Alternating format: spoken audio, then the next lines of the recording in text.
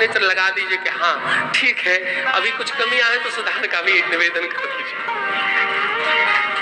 बारंबार प्रणाम श्री चरणों में। सरकार अपना आशीर्वचन हम सब लोगों को प्रदान करें। आप लोग भी एकाग्रचित होकर के सुनिए। सादर जय श्री राम।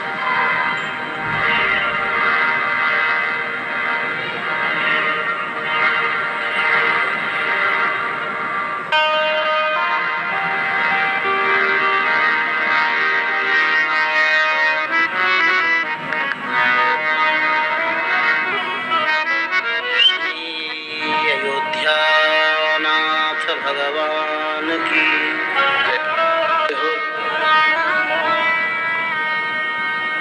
ऐसे लग रहा है कि बहुत थक चुके हैं कथा सुन करके।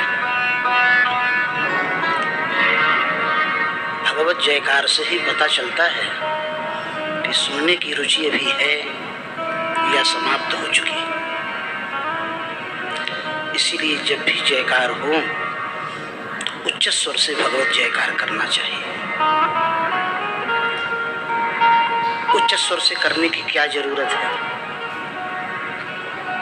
चींटी के पग तो भी मालिक सुनता है, भगवान तो चींटी की आवाज भी श्रवण करते हैं। फिर उच्च स्वर से बोलने की जरूरत क्यों? भगवत जयकार उच्च स्वर से इसीलिए करनी चाहिए कि हृदय का पाप, मस्तिष्क का ताप और घर की दरिद्रता ये भगवत जयकार से दूर चली जाती है। और जब तक भगवत जयकार उच्च स्वर से न हो और हृदय में पाप रहेगा तो श्री महाराज जी के द्वारा सुनाई गई कथा वह स्थायी नहीं रहेगी। इसीलिए कोई भी संत कथा के पूर्व भगवत जयकार लगाते हैं तो उच्च स्वर से जयकार करनी चाहिए। श्री रंग राघव भगवान की जय हो। ये हुई बात। जो आनंद श्रवण करने में है वह सुनाने में तो नहीं है। सुनने में ही बहुत आनंद आ रहा था, पर समय की भी अपनी एक सीमा है और श्री महाराज जी की आज्ञा है, आदेश है, उसका भी यथा समय पालन करना है।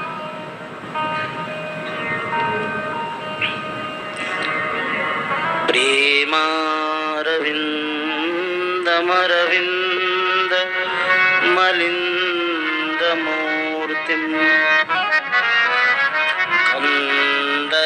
कंदर्पदर्पदमनं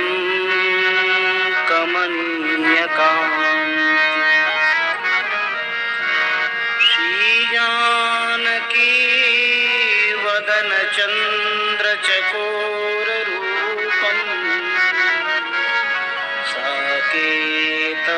साकेतनाथमजितं सततं नमामि। नीति प्रवीण निगमागम शास्त्र विज्ञ राजाधिराज रघुनंदन मंत्रिवर्य सिंदूर चर्चित कलेवर दिव्य रूपम श्रीयांजनेय चरणो शरणं प्रपद्ये। रामं रामानुजं सीतां भरतं भरतानुजं सुग्रीवं वायुसूनुं च प्रणमामि पुनः पुनः। अस्मद्गुरुभ्यो नमः। अस्मत्परमगुरुभ्यो नमः। अस्मत्सर्वगुरुभ्यो नमः। श्रीमते रामानुजाय नमः। श्रीजानकी वल्लभो जयतु। श्रीजानकी कांत स्मरणम् आनंद कंद परमानंद सच्चिदानंद श्री रंग राघव भगवान की महती कृपा करुणा से हम आप सभी तत्र से अवधाम धामाधिपति अवतारणपति राम अयोध्या जैसे परम पावन धाम में पुरी में हम लोग भगवत भागवत चर्चा करते हुए अपने जीवन को धन्य कर रहे हैं। यह मानव जीवन की सार्थकता है कि भगवत भागवत गुणानुवाद में समय व्यतीत हो। शौनक जी कह रहे हैं आयुर्हरति वै पुंसाम उद्यन नष्टं च यन्नसौ तस्य रति यक्षणो नीत उत्तम श्लोक वार्तया। आयु तो दिनमपि रजनी सायं प्रातः ऋतुर बसंतो पुनरायातः कालः क्रीडति गच्छत्यायु। दिन रात समय व्यतीत ही हो रहा है, जीवन का एक एक क्षण व्यतीत हो रहा है। कलयुग में मानव की आयु 100 वर्ष है, शतायुर्वै पुरुषः,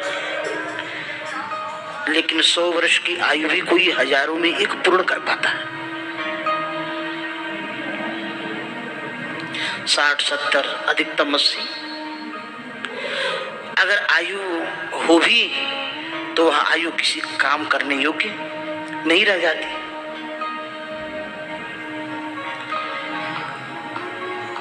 ऐसे ही आयु धीरे धीरे समाप्त हो रही है। 100 वर्ष हम जीते हैं, 12 घंटे का दिन, 12 घंटे की रात मिलाकर 24 घंटे का एक दिन, 7 दिन का सप्ताह, 4 सप्ताह का महीना, 12 महीने का वर्ष, ऐसे तो 100 वर्ष है। आप चिंतन करें, जीवन के 50 वर्ष तो सोने में ही व्यतीत हो जाते हैं। अगर 100 वर्ष मान लें तो 12 घंटे की जो रात्रि है वह तो सोने में ही व्यतीत हो जाती है, और जो 12 घंटे का दिन बचा वो उसी में जन्म हुआ, खेले कूदे बड़े हुए, तो समय बचा भगवत कथा के लिए, जीवन के उद्धार के लिए कोई समय नहीं बचा। इसीलिए जब जागे तभी से भगवत प्राप्ति में लग जाए, जब जागे तभी सवेरा। और यह कथा श्रवण करके जागना ही है। कथा श्रवण करके यह हमें लक्ष्य की ओर बढ़ना ही है। और मानव जीवन का सर्वोत्कृष्ट लक्ष्य क्या है? मानव जीवन का सर्वोत्कृष्ट लक्ष्य भगवत प्राप्ति है। और भगवत प्राप्ति हो कैसे? भगवान की भक्ति से। भगवान मिलते कैसे? भगवान भक्ति से मिलते। वो भक्ति के प्रकार कितने हैं आप प्रसंग में आगे श्रवण करेंगे। शबरी मैया को भगवान ने 9 प्रकार की भक्ति का उपदेश किया है। उसमें पहली भक्ति क्या है? सत्संग, संतों का संग। प्रथम भगति संतन कर संगा। जब तक नींव नहीं है तब तक बिल्डिंग मजबूत नहीं बन सकती है। जितना मजबूत नींव होगा उतनी ही मजबूत बिल्डिंग बनेगी। पर देखो, उस नींव को, बिल्डिंग को मजबूत बनाने के लिए हम बहुत रुपया नींव में खर्च कर देते हैं। पर आप बताओ, नींव कभी दिखती है? जिसमें आपने लाखों रुपए लगा दिया, दिखती तो बिल्डिंग है, तो नींव में जरूरत क्या है लगाने की?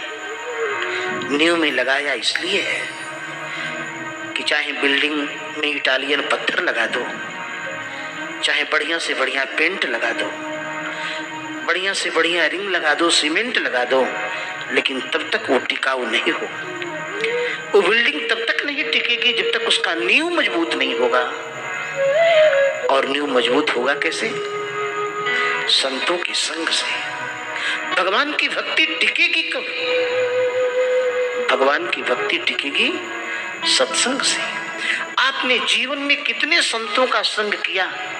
कुछ लिख करके रखा? आपको खुद ही पता है कि मैंने कितना संग किया। जैसे आपने अभी तक के जीवन में बहुत से संतों का संग किया होगा, लेकिन आपको खुद भी पता नहीं है। ऐसे ही नींव में जितना कुछ लगा दिया जाए वो कभी दिखता नहीं है। इसीलिए सत्संग आवश्यक है। विस्तार तो बहुत लंबा हो जाएगा। सत्संगात भव निष्प्रिय। सत्संग प्राणी को निष्प्रिय बताता था, और जब तक प्राणी निष्प्रिय नहीं होगा, जब तक उसकी चाह समाप्त होगी नहीं, तब तक अभियोग कच्चा है। इसलिए करिए सदा सत्संग। निरंतर सत्संग की जरूरत है। और ऐसा नहीं है कि सत्संग आप ही कर रहे हो, सत्संग तो भगवान भी करते हैं। भगवान भी निरंतर सत्संग करते हैं। सत्संग का तात्पर्य है हमारे जीवन रूपी रथ, हमारे जीवन का रथ। रथ में दो पहिया होता है, ऐसे ही हमारे जीवन रूपी रथ का दो पहिया है जिससे हम चलते हैं। वह जीवन रूपी रथ सत्संग के आश्रय में रहना चाहिए, और जिसका जीवन रूपी रथ सत्संग के आश्रय में है, उसको परमात्मा की प्राप्ति में कोई रोक नहीं सकता, कोई रोक नहीं सकता। जब महाभारत युद्ध समाप्त हो गया, अर्जुन ने कहा, भगवान आपकी कृपा करुणा से हमने इस दुरूह युद्ध पर विजय प्राप्त कर लिया है, हमने युद्ध को जीत लिया है। भगवान ने कहा, चोंगा बसंत, हम जहां रहते वहां युद्ध होते, जहां भगवान रहेंगे वहां युद्ध होगा। ये हमारी कृपा से तुमने युद्ध को जीता है। अर्जुन ने पूछा, भगवान हमारे अंदर तो शक्ति सामर्थ्य नहीं, फिर जीता कैसे? बोले, अर्जुन इसमें हमारी कृपा क्या है? हमने तो सारथी बनकर के तुम्हारा रथ चलाया, हमने तो कोई अस्त्र शस्त्र भी नहीं उठाया, फिर इसमें हमारी कृपा क्या है? अर्जुन ने पूछा, भगवान तो हमने युद्ध को जीता कैसे? भगवान ने कहा, अर्जुन अपने अस्त्र शस्त्रों को लेकर के रथ से नीचे उतर जाओ। अर्जुन नीचे उतर गए। भगवान ने घोड़ों को खोल दिया और अर्जुन से कहा, अर्जुन अब तुम प्रार्थना करो, इस रथ पर अदृश्य रूप से जो विद्यमान है, अब आवश्यकता पूर्णता हो गई, परिपूर्ण हो गया कार्य, अब जाएं, फिर जरूरत होगी तो हम कृपा करके पुकारेंगे तो फिर पधारेंगे। अर्जुन ने कहा, गम्यताम पुनरागमनाय च।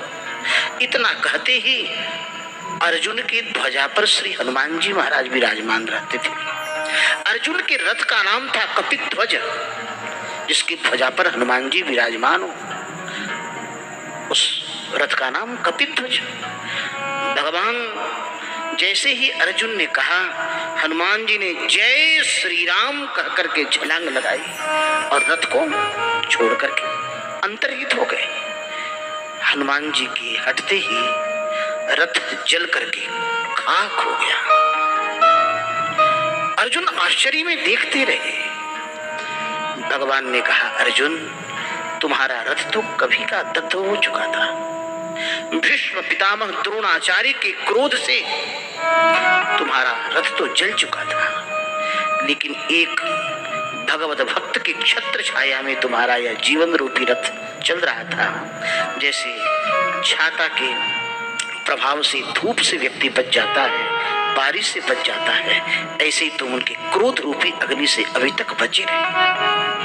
आज हनुमान जी की कृपा हटी और यह रथ चल करके खाक हो गया। ऐसे ही सज्जनों, प्रथम भगति संतन कर सकता,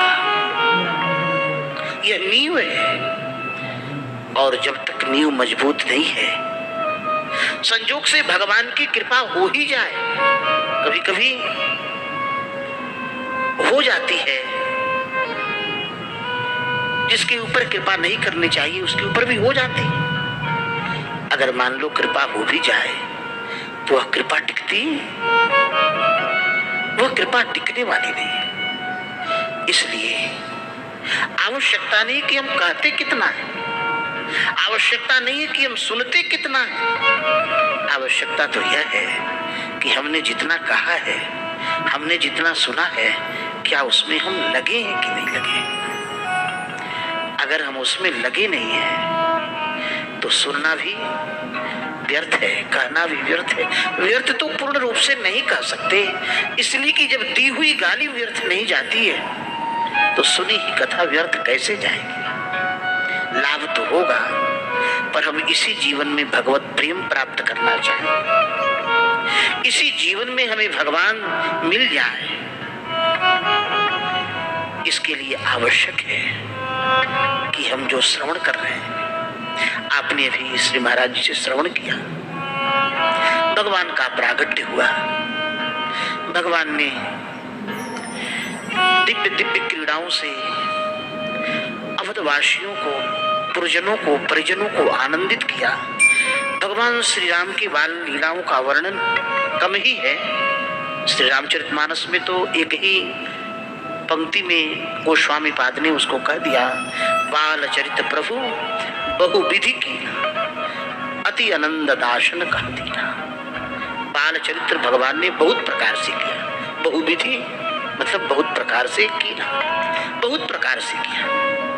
भगवान श्री कृष्ण की बाल लीलाओं का वर्णन तो बहुत है, पर भगवान श्री राम की भी बाल लीलाओं का वर्णन बहुत है, बहुत वर्णन है। हमारे पूज्य श्री महाराज जी तो 9 दिन तक बाल लीला ही कहते थे, 9 दिन तक बहुत बाल लीला, अद्भुत अद्भुत बाल लीलाएं तो वो कहते थे। गोस्वामी जी ने तो संक्षिप्त में कह दिया है, उनको पोथी लिखना है, पोथन्ना तो लिखना नहीं है। इसीलिए बाल चरित्र प्रभु बहुविधि की ना, बहुत प्रकार से भगवान ने बाल चरित्र किया, बहुत अद्भुत अद्भुत कथाएं वो श्रवण कराया करते थे। और दक्षिण के रामायण से, रंगनाथ रामायण से भगवान श्री राम ने 7 वर्ष की अवस्था में रावण का वध किया, इत्यादि सारे चरित्रों को बहुत विस्तार से श्रवण कराया करते थे। तो बहुत प्रकार से भगवान ने बाल चरित्र किया है। और इन लीलाओं को करते हुए महर्षि विश्वामित्र आए और महर्षि विश्वामित्र दोनों कुमारों को लेकर के गए।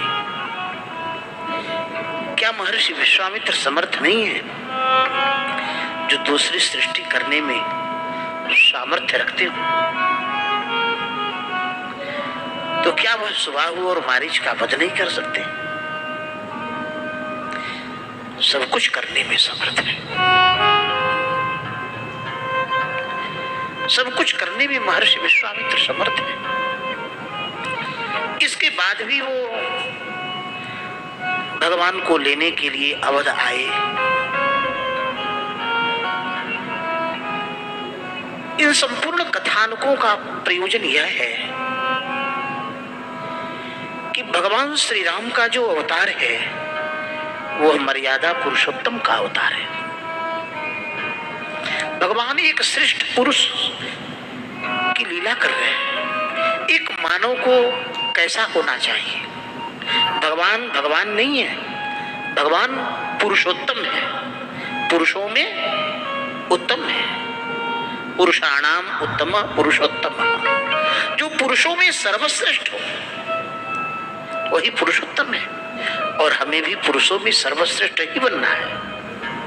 कथा सुनकर के क्या बनना है? श्रेष्ठ मानव बनना है। और भगवान श्री राम 4 रूपों में अवतार लिए। यह सौभाग्य केवल अयोध्या को प्राप्त है और किसी पुरी को प्राप्त नहीं है। भगवान अयोध्या में 4 रूपों में अवतार लेते। आप इतनी कथा सुने हो, कहीं बताओ भगवान 4 रूपों में आए? मथुरा में भगवान कृष्ण की रूप में, गोकुल में भगवान बलदाऊ जी की रूप में, लेकिन अयोध्या में भगवान सुखदेव कह रहे हैं चतुर्थागाध हरि। 4 रूपों में भगवान प्रकट हो रहे हैं। यह अयोध्या का ही सौभाग्य है। और भगवान 4 रूपों में प्रकट क्यों है? इसलिए कि 4 प्रकार के धर्मों को भगवान अपने 4 रूपों में बता रहे हैं। भगवान श्री राम भाइयों में सबसे बड़े हैं, पर उनका धर्म सबसे छोटा है। कौन सा धर्म है? सामान्य धर्म है।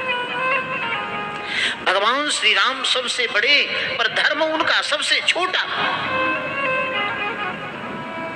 और लक्ष्मण जी, जिनका भगवान से भी बड़ा धर्म है, विशेष धर्म है। भरत जी, जो लक्ष्मण जी से भी बड़ा धर्म है, विशेषतर धर्म है। और जो सबसे छोटा है, उसका धर्म सबसे बड़ा है। शत्रुघ्न जी का जो धर्म है, वह विशेषतम धर्म है, सर्वश्रेष्ठ धर्म है। 4 प्रकार के धर्मों का पालन करने के लिए भगवान ने 4 रूप में अवतार ग्रहण किया। और भगवान श्री राम जो लीला कर रहे हैं, प्रत्येक मानव को उसी प्रकार से जीवन यापन करना चाहिए। इसीलिए भगवान ने विशेष धर्म का पालन नहीं किया, विशेषतर धर्म का पालन नहीं किया, विशेषतम धर्म का पालन नहीं किया। लोग कहेंगे भगवान है, हम वो नहीं कर सकते। सर्वकर्णी समर्थ है, सब कुछ करने में भगवान समर्थ है। इसीलिए भगवान ने साधारण धर्म का पालन किया। साधारण धर्म तो हम आप भी निभा सकते हैं, इसलिए भगवान सामान्य धर्म का पालन कर रहे हैं। और अपने पुरजन वासियों से, जहां भगवान ने जन्म लिया है, वहां सबसे प्रेम कर रहे हैं। देखो, भगवान प्रेम स्वरूप है। भगवान क्या है? प्रेम स्वरूप। और प्रेम को कह करके नहीं बताया जा सकता, प्रेम अनुभव करने का विषय है। इसीलिए नारद जी कह रहे हैं अनिर्वचनीय प्रेम स्वरूप। प्रेम के स्वरूप को कह नहीं सकते। इसलिए भगवान के विषय में कहां तक कोई कहेगा, यह अनुभव करने का विषय है। लाख गलती हो जाए, पर भगवान अपने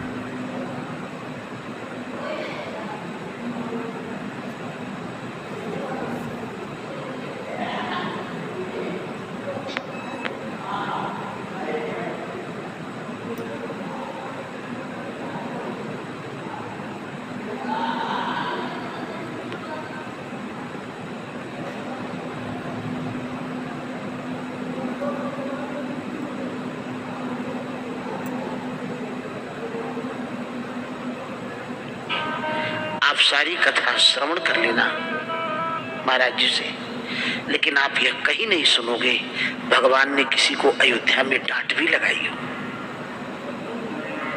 भगवान ने अयोध्या में किसी को डांटा तक नहीं। क्यों? प्रेम ही नहीं करते, अति प्रेम करते। जब प्रेम करने वाले को हम नहीं कुछ कर सकते, तो जहां पर अति प्रेम किया जाए वहां तो कहने की बात ही दूर है। आप कहेंगे भाई अयोध्या में किसी ने कोई अपराध नहीं किया तो भगवान निरपराध को डांटेंगे? अयोध्या में तो धोबी ने भी अपराध किया। कथा तो आप समझ जान ही रहे हैं सब कुछ। लेकिन भगवान ने क्या धोबी को डांटा? भगवान बुलाकर डांट सकते थे, लेकिन एक शब्द भी धोबी को नहीं कहा। आपकी पत्नी के ऊपर कोई आक्षेप लगावे, आपको बर्दाश्त होगा? लेकिन चक्रवर्ती सम्राट है और उनकी पत्नी पर भी झूठा आरोप है, जिसके लिए स्वयं अग्निदेव कह रहे हैं, पार्वत्याधिक्य शुद्ध आत्मा प्रियाते राम वल्लभा। और ऐसे जानकी पर भी दोषारोपण, लेकिन भगवान ने एक शब्द नहीं कहा। मथुरा में कंस का वध किया, गोकुल में भगवान ने पूतना को मारा, वृंदावन में बहुत असुरों को मारा, आप श्रवण किए, ताड़का को मारा, बक्सर में सुबाहु को मारा, आगे और भी राक्षसों को मारेंगे। लेकिन भगवान दुष्टता करने वाले को दंड देते हैं। पर एक अयोध्या ऐसी भूमि है भगवान की, जहां पर भगवान किसी को एक थप्पड़ भी नहीं लगाते। और आप जैसे प्राणी अयोध्या आकर कथा श्रवण कर रहे हैं। गोस्वामी जी ने कहा है, कौन्यू जन्म अवध बस सोई। किसी भी जन्म में आप अयोध्या आ जाए तो वह भगवान का भक्त होकर के ही रहता है। राम परायण सो परि होई, वह भगवान का भक्त हो जाता है। आप परम बड़भागी हैं जो अयोध्या में आकर के कथा श्रवण कर रहे हैं। अयोध्या भगवान के मस्तक पर विराजमान है। अयोध्यापुरी मस्तकम, और भगवान के मस्तक पर बैठकर आप कथा श्रवण कर रहे हैं। और जो अवध में आ जाता है उसका उद्धार हो ही जाता है। उसमें कोई बस आवश्यक उद्धार तो हो ही जाएगा। अरे भाई, उद्धार तो कंस का भी हो गया, उद्धार तो रावण का भी हो गया, तो उस उद्धार से क्या लाभ? अवध में आकर कथा सुने हैं तो उसका लाभ तो यह है कि भगवान में प्रेम प्रकट हो जाए। अगर भगवान में प्रेम प्रकट हो जाए तो जीते जी ही उद्धार हो गया। मरने के बाद तो होना ही है, पर जीते जी उद्धार के लिए। और उद्धार होगा कैसे? बस 2 मिनट में इस रहस्य को, अभी जो श्री महाराज जी ने कथा श्रवण कराई है, उसी बात को बता करके श्री विश्वामित्र जी भगवान को लेकर जा रहे हैं। आप कथा श्रवण कर ही रहे थे और श्री दशरथ जी ने कहा है, तुम मुनि पिता मात को, आप बालक के माता पिता हैं।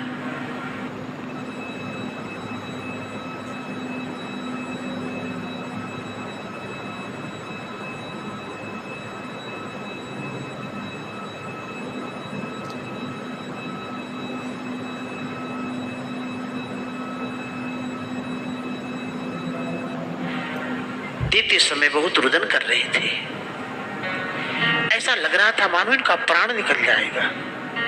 और उन्होंने कहा है, मुनिराज, आप केवल गुरु ही नहीं हैं, आप बालक के माता भी हैं और बालक के पिता भी हैं। इस बात को स्मरण करते हुए, और जैसे माँ अपने बालक को सुलाती है, आज इस तरह से महर्षि विश्वामित्र ने बालक को सुलाया है।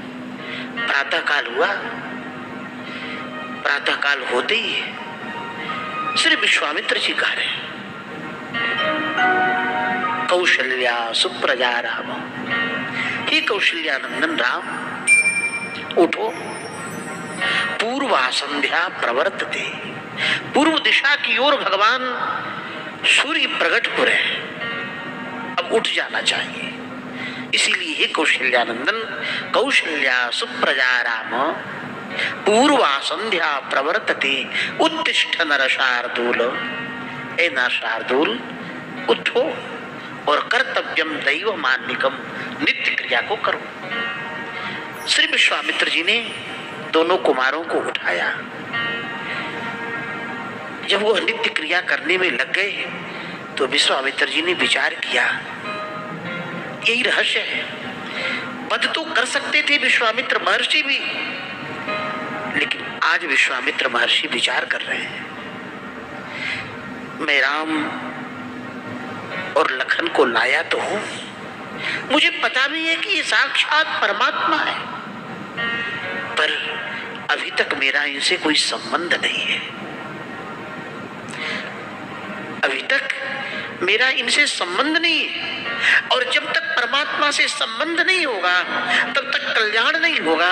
जब तक परमात्मा से संबंध नहीं होगा तब तक प्रेम की प्राप्ति नहीं होगी। और जिससे परमात्मा का संबंध है वही परमात्मा का दान भी कर सकता है। जब धन का संबंध ही आपसे न हो तो आप दान कर सकेंगे। इसीलिए महर्षि वशिष्ठ जी ने दशरथ जी को समझाया, तब वशिष्ठ बहुविधि समुझावा। क्यों? वशिष्ठ जी से श्री राघव का संबंध है, वशिष्ठ जी से राघव का संबंध है, गुरु शिष्य का संबंध है। तो विश्वामित्र जी ने सोचा कि मैं कौन सा संबंध स्थापित करूं, इसलिए कि संबंधादेव मोक्ष, मोक्ष तो संबंध से होता है। इतने लोग यहाँ कथा में बैठे हैं, लेकिन इसी में कोई आपका संबंधी होगा तो उसके प्रति जो प्रेम होगा क्या और लोगों के प्रति होगा? उसके भोजन करने का, उसके रहने का, उसके घूमने का, प्रत्येक क्रियाओं में आपको चिंता होगी। क्यों? कि आपका वह संबंधी है। संबंध से ही कल्याण होता है। तो विश्वामित्र महर्षि ने सोचा अब मुझे राघव से संबंध स्थापित कर लेना चाहिए। अब क्या संबंध बनावे? तो विश्वामित्र महर्षि ने अपनी संपूर्ण विद्याओं को, बला अति बला नाम की विद्याओं को कुमारों को देकर के गुरु और शिष्य का संबंध स्थापित किया। राघव, आज हम तुम्हें कुछ देना चाहते हैं और मानो दे करके हम अपना संबंध स्थापित करना चाहते हैं। विश्वामित्र महर्षि ने दोनों कुमारों को शस्त्रों का मंत्र बता करके और गुरु और शिष्य का संबंध स्थापित किया और जीव जगत को यह शिक्षा प्रदान की, सज्जनों, जब परमात्मा की कथा हो, परमात्मा कथा से ही मिलते हैं या परमात्मा की लीला हो, दो ही तरह से भगवान मिलते हैं। या तो सुन करके भगवान को लोगों ने पाया, या तो आंखों से देख करके पाया। सुन करके भगवान को पाया रुक्मिणी जी ने, श्रुत्वा गुणान भुवन सुंदर शृण्वताम ते निरविश्य कर्ण विवरैर हरतोंग तापम। और देख करके आप श्रवण करेंगे। पुष्प वाटिका में जानकी जी ने राघव को देख करके अपने पुरातन प्रेम को पहचाना। दो साधन, तो हम सुन करके परमात्मा से संबंध स्थापित करें, और जब परमात्मा से संबंध हो जाएगा, देखो संसार का संबंध वह संबंध पूर्ण नहीं है। अभी महाराज, अभी कोई यहाँ पर बम का धमाका हो तो व्यक्ति पहले अपनी सुरक्षा करेगा कि अपनी पत्नी को पकड़ के लेके भागेगा? बताओ। जब अपने भाग जाएगा और अपने को सुरक्षित महसूस करने लगेगा तब पूछेगा, अरे भाई मेरी पत्नी कहाँ गई, मेरा बेटा कहाँ गया? व्यक्ति पहले अपनी सुरक्षा करता है। और भगवान में यह गुण है कि जो भगवान से संबंध स्थापित कर लेता है, भगवान पहले उसकी सुरक्षा करते हैं, पहले उसकी देखरेख करते हैं, उसका ध्यान रखते हैं। और भगवान से कोई भी संबंध मान लो, मान लेने से ही उस संबंध पूर्ण हो जाएगा। जैसे आप पढ़े लिखे बैठे हैं सभी लोग, गणित में मान लिया मूलधन क है, मान लिया, अभी मूलधन निकला नहीं, पर मान लिया कि मूलधन इतना है, और सवाल हल करते तो मूलधन निकल जाता है कि नहीं निकल जाता? ऐसे ये पूजा गणित है। मान लिया भगवान मेरे पुत्र हैं, मान लिया भगवान मेरे भाई हैं, मान लिया भगवान मेरे पिता हैं, मान लिया भगवान मेरे नौकर हैं, जो कुछ मान लो। तो ही मुहिनाते अनेक मानिए जो तुझ भावे। कोई भी संबंध भगवान से मान लो, और मान लिया तो फिर जैसे आपने मान लिया गणित में मूलधन इतना, तो वह मूलधन निकल जाता है, तो मूलधन तो भगवान ही है। तो ऐसे ही आपने मान लिया कि भगवान से मेरा संबंध ये है, तो उस संबंध के द्वारा भगवान भी उस संबंध का ख्याल करते हुए इसी जीवन में भगवान उसी संबंध में मिल जाते हैं। इन्हीं शब्दों के साथ अपनी वाणी को विराम। सोचा तो था कुछ और सुनाने के लिए, पर भगवान ने यही कथा प्रकट करा दी। कहना, कहलाना, सुनना, सुनाना ये सब अपने बस में नहीं है, ये सब रघुनाथ जी के बस में ही है। अब आप उच्च स्वर से भगवत जयकार करें। बोलिए श्री अयोध्यानाथ भगवान की जय हो। जय जय श्री सीताराम।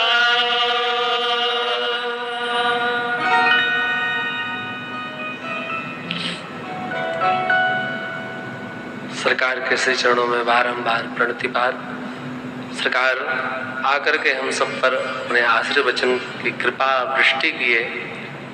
ठाकुर जी के संत के रूप में स्वयं ठाकुर जी ही पधारते हैं। भगवान के भक्त जो हैं, जीते जागते भगवान के विग्रह हैं। तो आज सरकार देव के रूप में हम लोगों पर कृपा वर्षाने के लिए पधारे।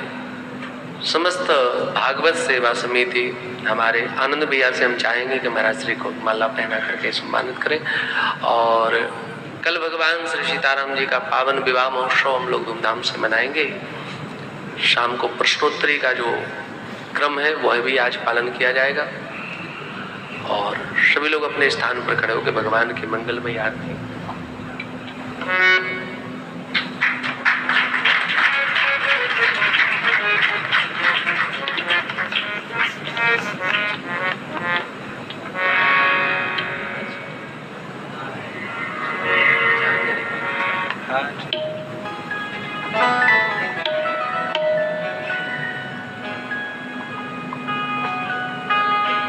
प्रसंगानुसार आज भगवान श्री राम लक्ष्मण के साथ विश्वामित्र जी की झांकी की भी व्यवस्था की गई थी।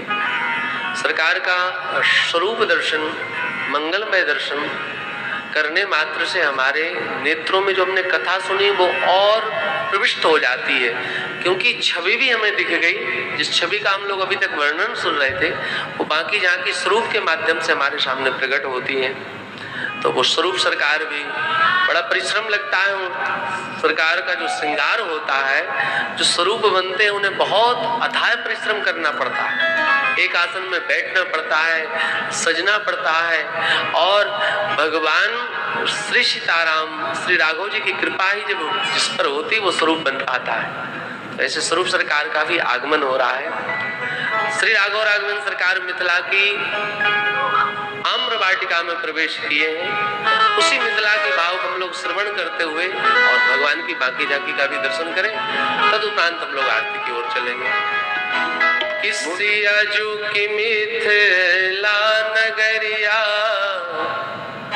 सुहावन लागे, सिया जो की मिथिला नगरिया सुहावन लागे,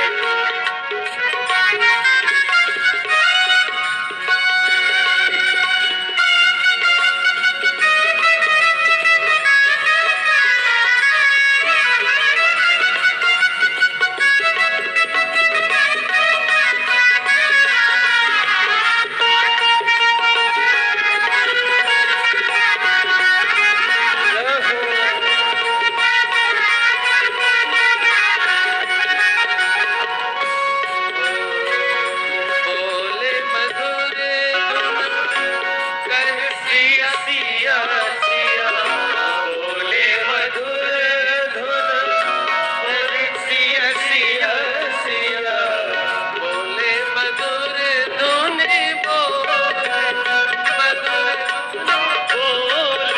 मधुर कर श्री सिया सिया बोले मधुर कह श्री सिया सिया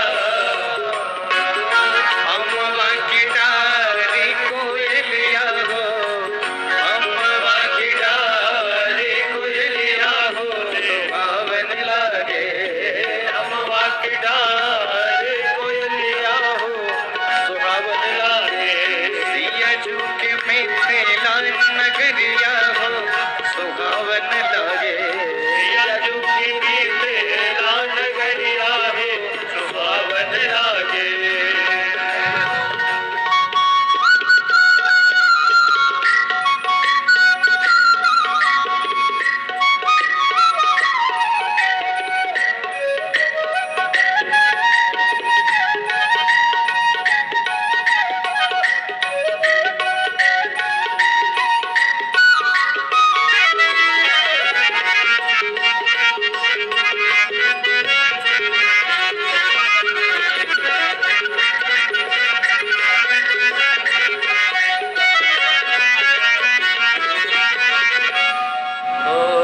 विविध वस्तु धरी बैठे बनिक बर विविध वस्तु धरी बैठे बनिक बर विविध वस्तु धरी बैठे बनिक धरी विविध वस्तु धरी बैठे बनिक बरनत बने ना बजरिया बरनत बने ना बजरिया हो सुहावन लागे सिया की मीठे लाल नगरिया हे सुहावन लागे सिया की मीठे लाल नगरिया हो सुहावन लागे सिया की मीठे लाल नगरिया हे सुहावन लागे यहाँ सुहावन लागे यहाँ सुहावन लागे यहाँ सुहावन लागे बोले मिथिला धाम की जय। हमारे बीच में आदरणीय श्री अखिलेश शर्मा जी, आप भगवान के परम भक्त हैं। आपके द्वारा एक भजन बालाजी का हम सब श्रवण करें। हाँ, शर्मा जी पधारे।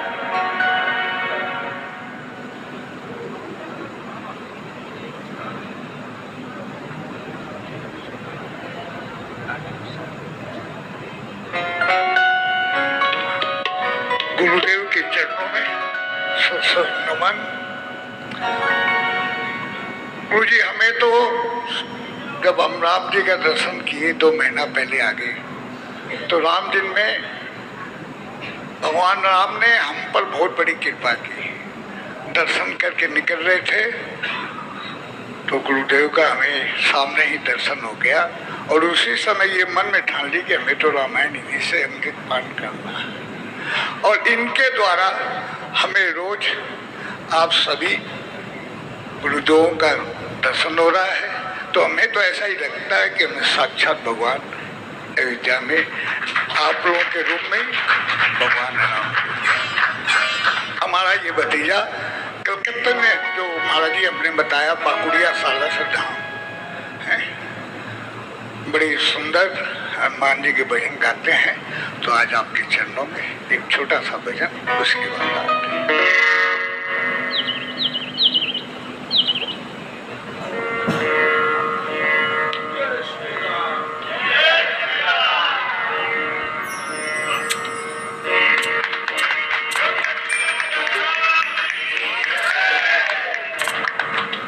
कुछ भी बोलना छोटा मुंह बड़ी बात होगी।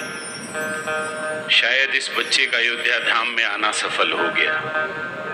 उम्र 42 साल की पहली बार इस अयोध्या धाम में कदम रखे। शायद गुरु जी ने जो कहा ना, जो यहाँ पर आता है वो राम का हो जाता है।